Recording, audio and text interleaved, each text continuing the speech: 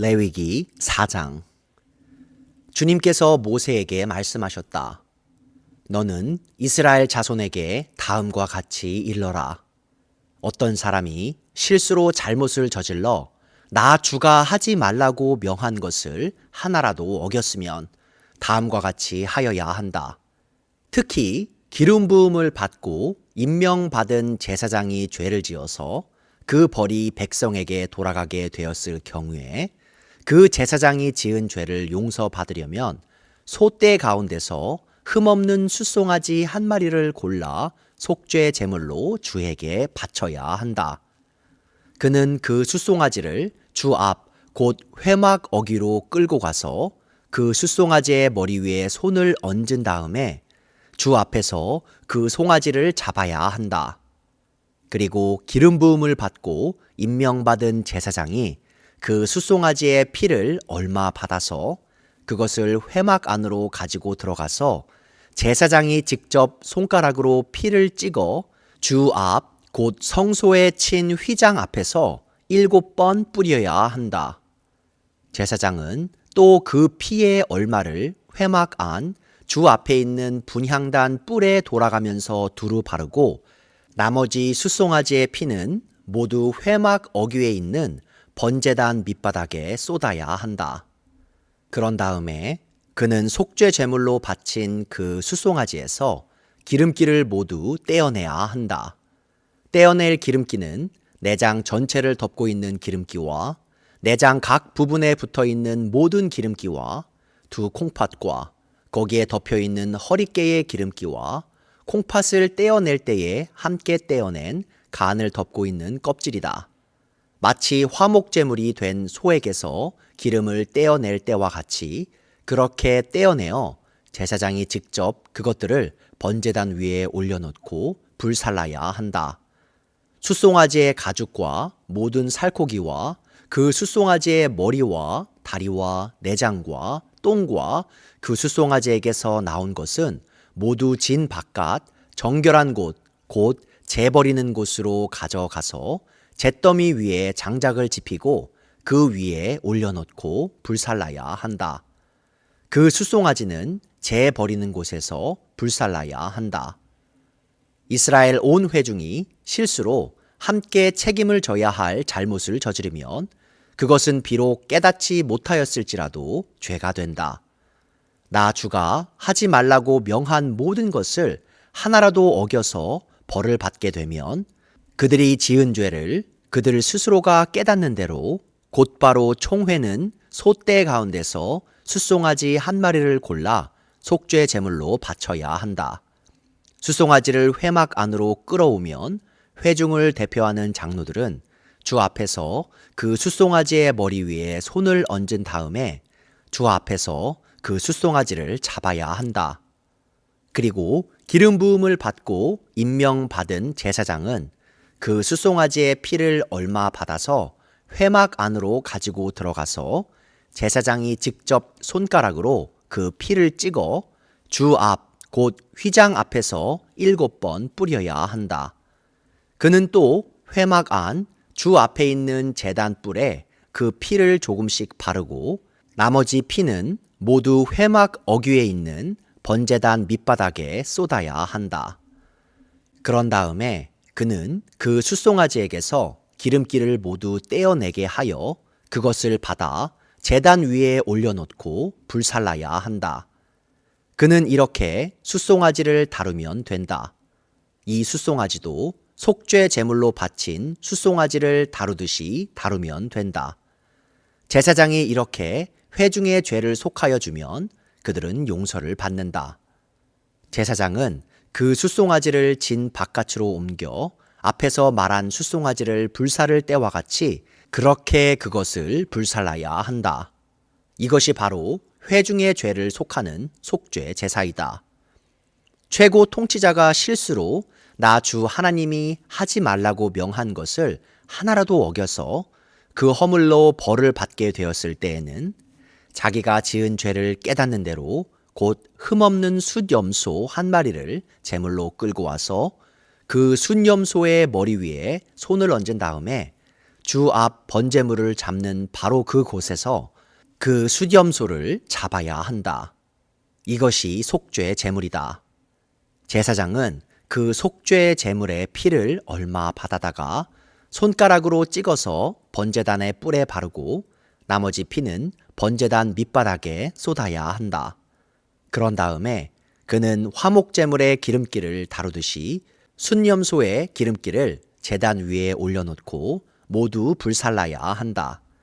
이렇게 하여 제사장이 그 통치자가 지은 죄를 속하여 주면 그 통치자는 용서를 받는다. 일반 평민 가운데서 한 사람이 실수로 나 주가 하지 말라고 명한 것 가운데서 하나를 어겨서 그 허물로 벌을 받게 되면 그는 자기가 지은 죄를 깨닫는 대로 곧 자신이 지은 죄를 속하려고 흠 없는 암염소 한 마리를 제물로 끌고 와서 그 속죄 제물의 머리 위에 손을 얹은 다음에 번제물을 잡는 바로 그곳에서 그 속죄 제물을 잡아야 한다. 그러면 제사장은 그 제물의 피를 얼마 받아다가 손가락으로 찍어서 번제단의 뿔에 바르고 나머지 피는 모두 제단 밑바닥에 쏟아야 한다. 제물을 가져온 사람이 화목 제물의 기름기를 떼어내듯이 기름기를 모두 떼어내면 제사장은 그것을 받아 제단에 올려놓고 나 주가 그 향기를 맡고 기뻐하도록 불살라야 한다. 이렇게 하여 제사장이 제물을 가져온 사람의 죄를 속하여 주면 그는 용서를 받는다. 평민이 속죄 제사 제물로 양을 가져오려면 그는 흠없는 암컷을 가져와서 그 속죄 제물의 머리 위에 손을 얹은 다음에 번제물을 잡는 바로 그곳에서 그 암양을 잡아서 속죄 제물로 삼아야 한다. 그러면 제사장은 그 속죄 제물의 피를 얼마 받아다가 손가락으로 찍어서 번제단의 뿔에 바르고 나머지 피는 모두 제단 밑바닥에 쏟아야 한다. 제물을 가져온 사람이 화목 제사의 제물에서 양의 기름기를 떼어 가져오듯이 기름기를 모두 떼어 가져오면 제사장은 그 기름기를 받아서 제단 위 나 주에게 살라 바치는 제물 위에 올려놓고 불살라야 한다. 이렇게 하여 제사장이 제물을 가져온 사람의 죄를 속하여 주면 그는 용서를 받는다. 레위기 5장. 누구든지 증인 선서를 하고 증인이 되어서 자기가 본 것이나 알고 있는 것을 사실대로 증언하지 않으면 죄가 되고 그는 거기에 대하여 책임을 져야 한다. 누구든지 부정한 모든 것, 곧 부정한 들짐승의 주검이나 부정한 집짐승의 주검이나 부정한 길짐승의 주검에 몸이 닿았을 경우에는 모르고 닿았다고 하더라도 그는 부정을 탄 사람이므로 깨닫는 대로 그 죄를 속하여야 한다. 그가 사람 몸에 있는 어떤 부정한 것, 곧 그것이 무엇이든지 그를 부정하게 할 수 있는 것에 몸이 닿을 경우에 그런 줄을 모르고 닿았다고 하더라도 그는 부정을 탄 사람이므로 깨닫는 대로 그 죄를 속하여야 한다. 또 누구든지 생각 없이 입을 놀려 악한 일을 하겠다거나 착한 일을 하겠다고 맹세할 때에 비록 그것이 생각 없이 한 맹세일지라도 그렇게 말한 사실을 잊고 있다가 뒤늦게 알고서 자기의 죄를 깨달으면 그 죄를 속하여야 한다. 사람이 위에서 말한 것들 가운데서 어느 하나에라도 잘못이 있으면 그는 자기가 어떻게 죄를 지었는지를 고백하여야 하고 자기가 저지른 죄에 대한 보상으로 주에게 속건 제물을 바쳐야 한다. 그는 양떼 가운데서 암컷 한 마리나 염소떼 가운데서 암컷 한 마리를 골라서 속죄 제물로 바쳐야 한다. 제사장이 속죄 제물을 바쳐서 그의 죄를 속하여 주면 그는 용서받는다. 그러나 그가 양 한 마리도 바칠 형편이 못될 때에는 자기가 저지른 죄에 대한 보상으로 산비둘기 2마리나 집비둘기 새끼 2마리를 나 주에게 바치는 제물로 가져다가 하나는 속죄 제물로 바치고 다른 하나는 번제물로 바쳐야 한다. 그가 그것을 제사장에게로 가져가면 제사장은 먼저 속죄 제물로 가져온 것을 받아서 속죄 제물로 바친다. 그때에 제사장은 그 제물의 목을 비틀어야 하는데 목이 몸에서 떨어지지 않도록 하여야 한다. 제사장은 그 속죄 제물에서 나온 피를 받아다가 얼마는 제단 둘레에 뿌리고 나머지 피는 제단 밑바닥에 쏟는다. 이것이 속죄 제사이다. 번제물로 가져온 제물은 규례를 따라 제사장이 번제물로 바쳐야 한다. 이렇게 하여 제사장이 그의 죄를 속하여 주면 그는 용서받는다. 그러나 그가 산비둘기 2마리나 집비둘기 새끼 2마리조차 바칠 형편이 못될 때에는 자기가 저지른 죄에 대한 보상으로서 주에게 바치는 속죄 제물로 고운 밀가루 10분의 1 에바를 가져와서 제물로 바쳐야 한다. 이것은 속죄 제물인 만큼 밀가루에 기름을 섞거나 향을 얹어서는 안 된다. 그가 이렇게 준비해서 제사장에게 가져가면 제사장은 그 제물에서 한 줌을 덜어내어 제물로 모두 바치는 정성의 표시로 제단 위 주에게 살라 바치는 제물 위에 얹어 불살라야 한다. 이것이 속죄 제사이다.